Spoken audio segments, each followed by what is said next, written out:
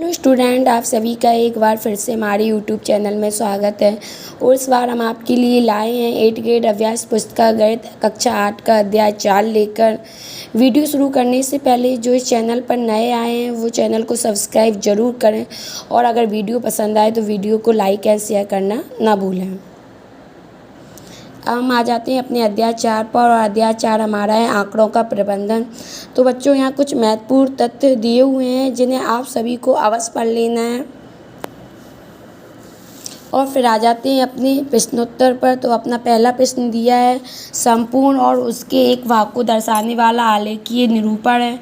तो आलेखीय निरूपण अपना पाई चार्ट है, तो लिख देंगे, और जो ऑप्शन डी होगा वो राइट होगा, उसको इस तरह से फिल कर देंगे। फिर आ जाते हैं प्रश्न नंबर 2 पर, संकेतों का प्रयोग करते हुए आंकड़ों का चित्रीय निरूपण है। तो जो आंकड़ों का चित्रीय निरूपण होता है उसे हम कहते हैं चित्रालेख। तो जो अपना ऑप्शन सी है वो राइट होगा, और ऑप्शन सी को फिल कर देंगे। फिर आ जाती है अगले प्रश्न नंबर 3 पर, जब एक पासे को फेंका जाता है तो 2 आने की प्रायिकता। तो 500 पे कुल 6 अंक अंकित होते हैं, और संख्या 2 एक बार होती है, तो अपनी जो प्रायिकता होगी वो कितनी होगी, 1/6। तो यहाँ ऑप्शन जो ए होगा वो राइट होगा, और 1/6 लिख देंगे, और ऑप्शन ए को फिल कर देंगे।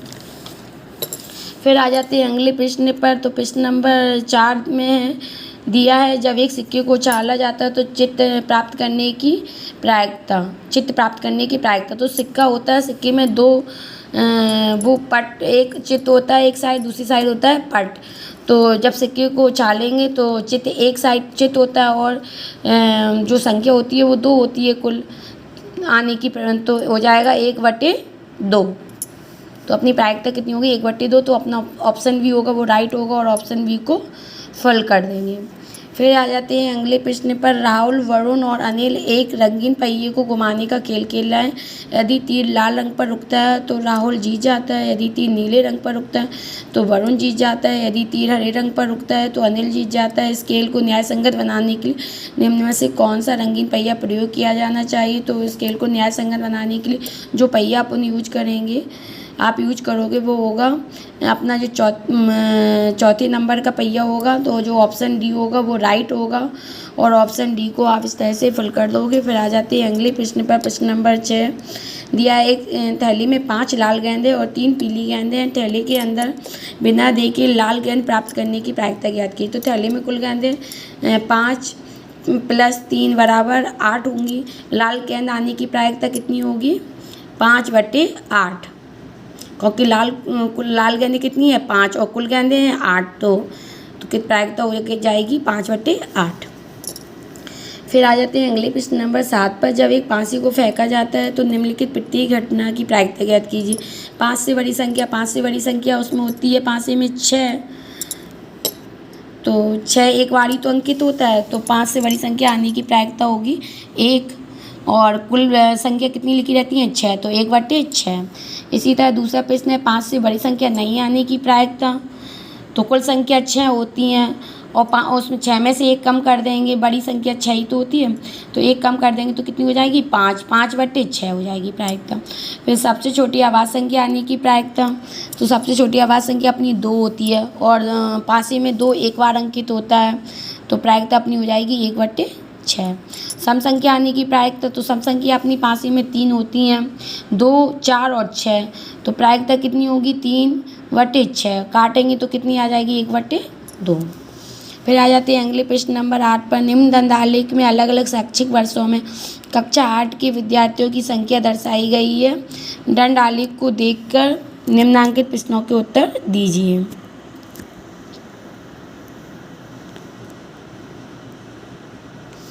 तो प्रश्न नंबर 1 है, इस दंडालेख द्वारा क्या सूचना दी गई है। तो ये दंडालेख दिया है, तो देखो यहाँ लिखा है कक्षा 8 के विद्यार्थियों की संख्या, यहाँ शैक्षिक वर्ष दी है, तो सूचना दी है अलग अलग शैक्षिक वर्षों में कक्षा 8 के विद्यार्थियों की संख्या। फिर किस वर्ष में विद्यार्थियों की संख्या में अधिकतम वृद्धि हुई है, तो देख लो 2003 और 4 से 2004-5 में सबसे अधिक वृद्धि हो रही है, बाकी सब शैक्षिक वर्षों में इतनी वृद्धि नहीं हो रही है। तो लिख देंगे 2004 और 2005 में विद्यार्थियों की संख्या में अधिकतम वृद्धि हुई है। फिर पूछा प्रश्न, किस वर्ष में विद्यार्थियों की संख्या अधिकतम है, तो दिख रहा है 2007 और 8 में सबसे अधिक विद्यार्थियों की संख्या है, तो यहाँ लिख देंगे 2007 और 8 में विद्यार्थियों की संख्या अधिकतम है। फिर पूछा है प्रश्न नंबर 4, बताइए कि यह सत्य या असत्य कि 2005 और 6 के विद्यार्थियों की संख्या 2003 और 4 की संख्या की दुगनी है। तो आप देख लो कि 2003 और 4 में 100 है और 2005 और 6 में 250 है, तो ये दुगनी तो नहीं है, तो फिर क्या लिख देंगे, असत्य। फिर आ जाते हैं अगले प्रश्न पर। प्रश्न नंबर 9, निम्न दंडालेख में 2 शैक्षिक वर्षों में एक विद्यार्थी द्वारा अलग अलग विषयों में प्राप्त किए गए अंक दिए गए हैं। द्वि दंडालेख को देखकर निम्नलिखित प्रश्नों का उत्तर दीजिए। तो यहाँ 2 शैक्षिक वर्ष दिए हैं, एक विद्यार्थी द्वारा प्राप्त किए गए अंक दिए हैं और यहाँ विषय दिए हुए हैं। तो पहला प्रश्न पूछा है, इस द्विदंडालेख द्वारा क्या सूचना दी गई है, तो लिख देंगे 2 शैक्षिक वर्षों में एक विद्यार्थी द्वारा अलग अलग विषयों में प्राप्त किए गए अंक।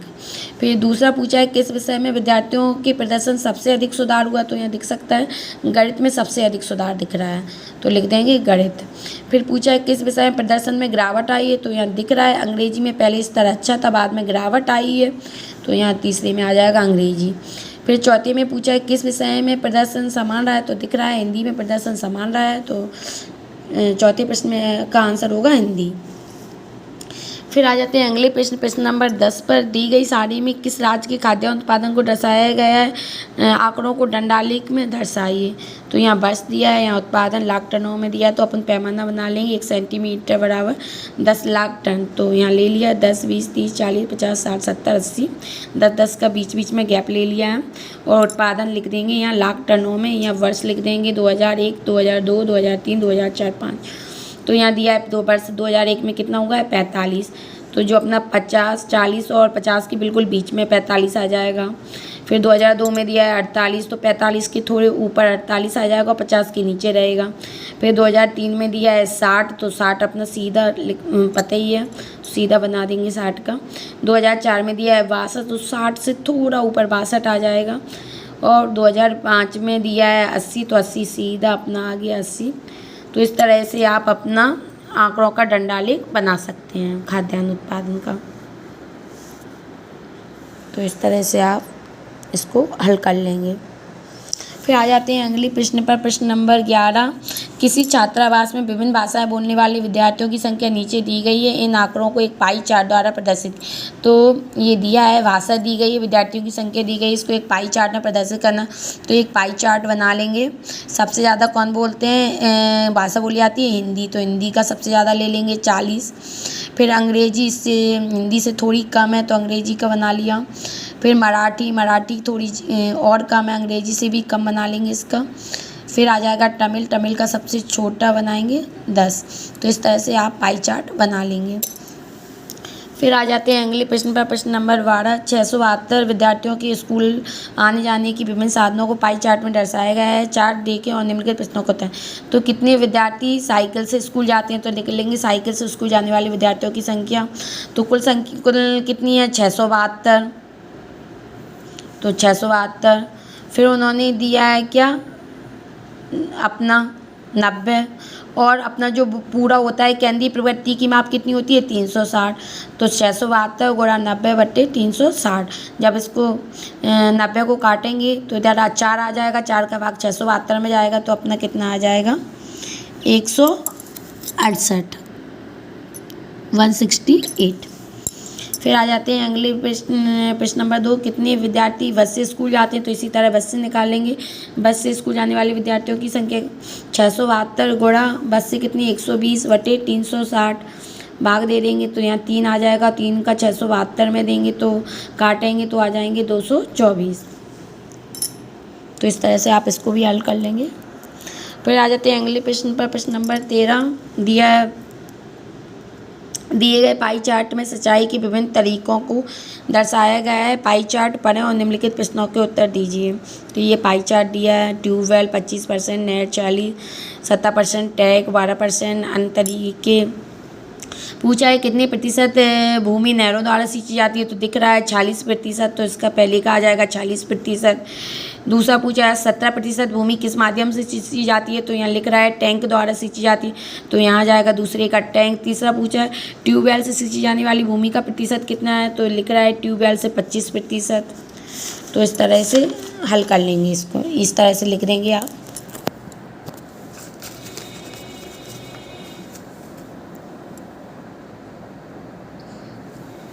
फिर आ जाते हैं अगले प्रश्न पर। प्रश्न नंबर 14, किसी व्यक्ति की मासिक आय 15,000 रुपये है। उसके द्वारा मासिक बचत को पाई चार्ट पर दर्शाने वाले त्रिज्यखंड का क्षेत्रफल, त्रिज्यखंड का केंद्रीय कोण 60 डिग्री है।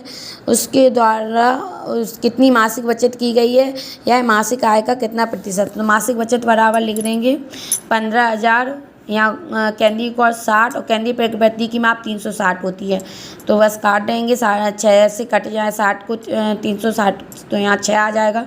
6 में 15,000 से करेंगे तो आ जाएगा 2500 रुपये। इस तरह से काट देंगे 6 और इसको काटेंगे तो आ जाएंगे 2500।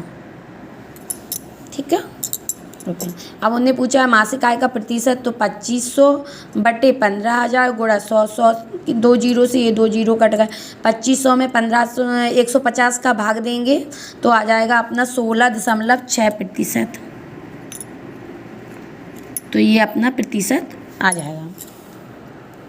फिर आ जाते हैं अगले प्रश्न। प्रश्न नंबर 15 पर आप अपनी एक दिवस की दिनचर्या में 32 समय जैसे स्कूल, सोने, खेलने आदि के लिए नीचे दी गई सारणी भरिए। इन आंकड़ों को एक पाई चार्ट द्वारा प्रदर्शित कीजिए। तो गतिविधि दी हुई है, गतिविधि में 32 समय। आप कितना समय, ये आप अपने हिसाब से भर सकते हो।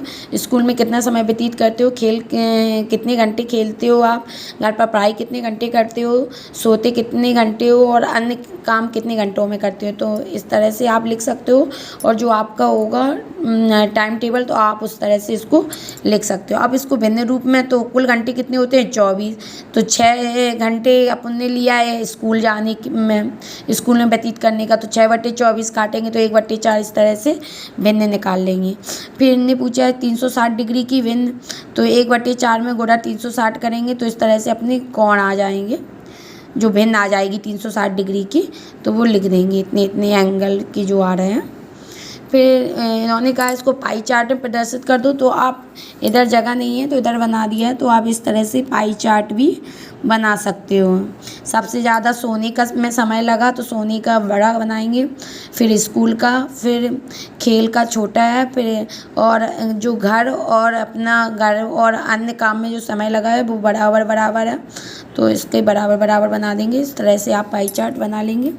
तो यहाँ पर अपना अध्याय 4 का समापन हो जाता है। इस तरह से आप अपने संपूर्ण प्रश्न हल कर सकते हैं। धन्यवाद बच्चों।